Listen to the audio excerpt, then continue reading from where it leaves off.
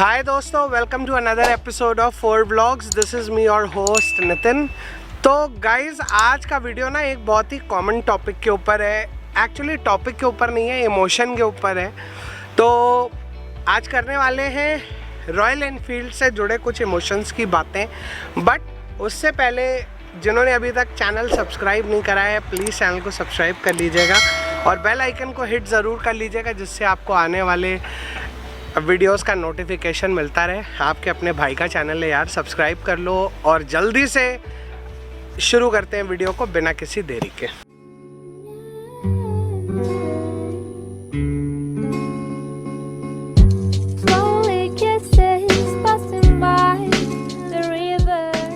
तो गाइज़, आज जब हम बात करते हैं इमोशंस की, तो रॉयल एनफील्ड के साथ जो सबसे पहला इमोशन आता है वो आता है डुग डुग डुग डुग साउंड।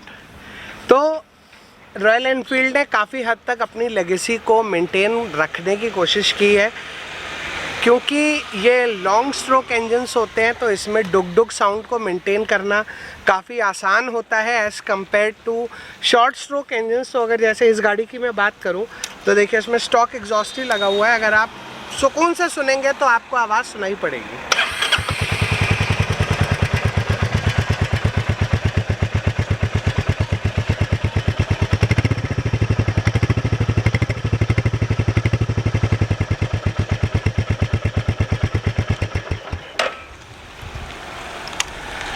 तो लॉन्ग स्ट्रोक इंजन होने की वजह से डुग डुग साउंड काफ़ी हद तक आपको यहाँ पे देखने को मिलता है। लेकिन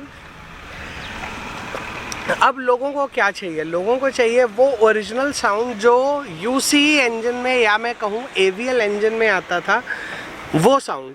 अब वो साउंड आजकल रॉयल एनफील्ड में क्यों नहीं है, उसके पीछे के बेसिक रीजंस को पहले समझते हैं। सबसे पहली चीज़ तो आप देख सकते हैं कि पॉल्यूशन नॉर्म्स में काफ़ी ज़्यादा चेंजेस आ गए हैं। बेसिकली साउंड कैसे बनती है, पहले ये समझिए।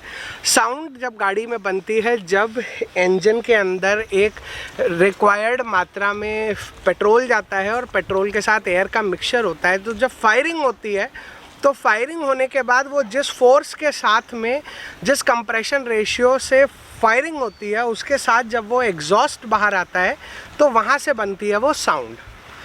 तो अब over a period of time क्या हुआ है कि देखिए, कोई भी कंपनी नहीं चाहती कि वो अपने इंजन्स की जो लेगेसी साउंड है उसको ख़राब करे या बहुत ज़्यादा चेंज करे। लेकिन अब क्या होता है कि गवर्नमेंट के नॉर्म्स आ गए। जैसे पहले BS3 इंजन्स थे, उनकी साउंड बहुत शानदार थी।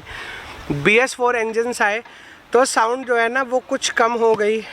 उसके बाद अब जब BS6 इंजन्स आ गए और जब नए जनरेशन के इंजन्स को लॉन्च करना पड़ा नए एमिशन नॉर्म्स के साथ में, तो इसमें आपकी जो व्हीकल की कह सकते हैं कि फ्यूल और पेट्रोल और एयर के बर्निंग का जो रेशियो और कंप्रेशन रेशियो है, वो काफ़ी हद तक कम कर दिया गया as compare to the old engines. तो इसकी वजह से आपको उतनी ज़्यादा अप्रोप्रिएट डुग डुग साउंड नहीं आती। अब इस डुग डुग साउंड को लाने के लिए लोग क्या करते हैं कि ये बेंड पाइप चेंज कर लेते हैं।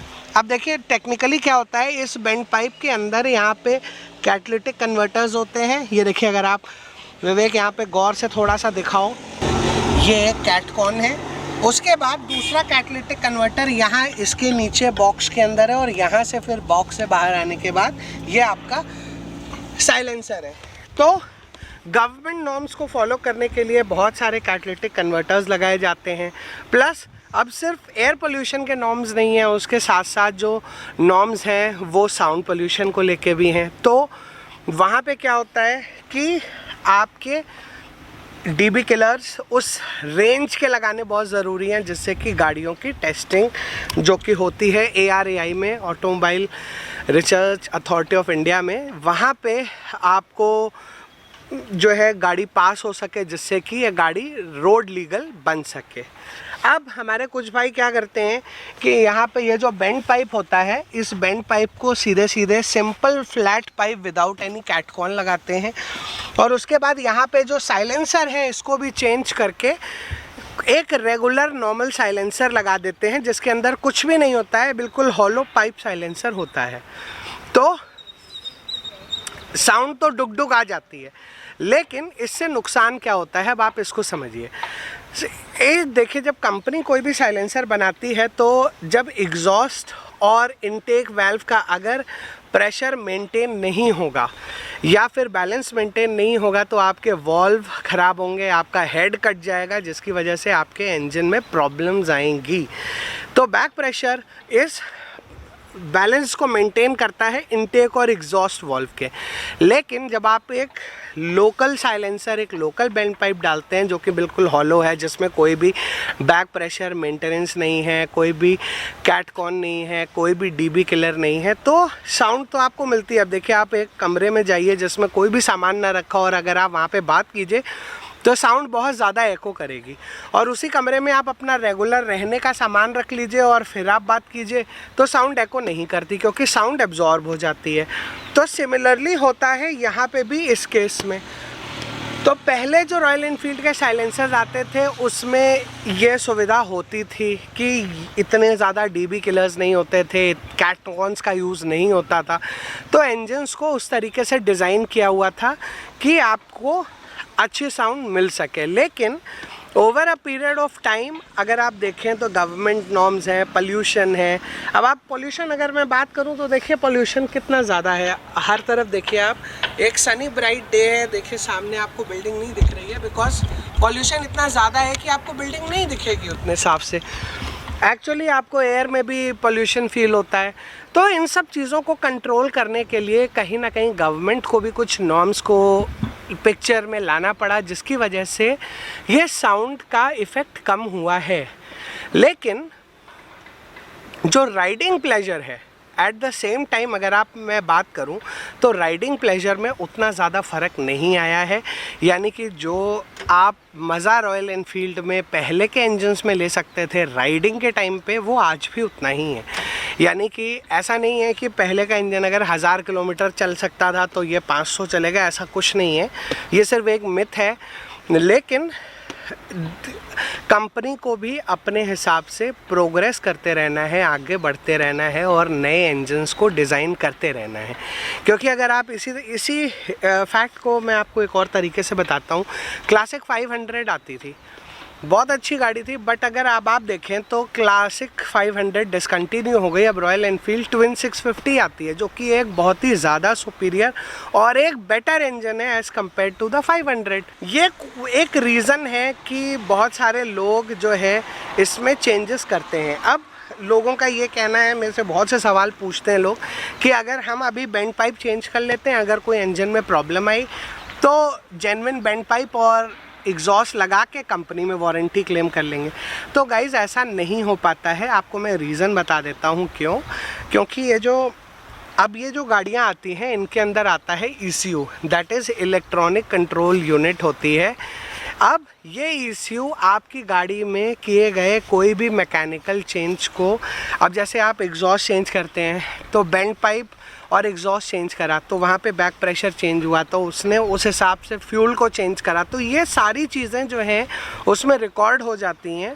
एक लॉग होता है जो कि ECU में मेंटेन होता है और उस लॉग में ये चेंज जो होता है वो मेंटेन हो जाता है कि इस फलाना चीज़ को चेंज किया गया है, जिसकी वजह से बाकी जो अदर सेंसर्स हैं गाड़ी में जो इसको फंक्शनल करते हैं उनमें एक बहुत बड़ा चेंज आ जाता है।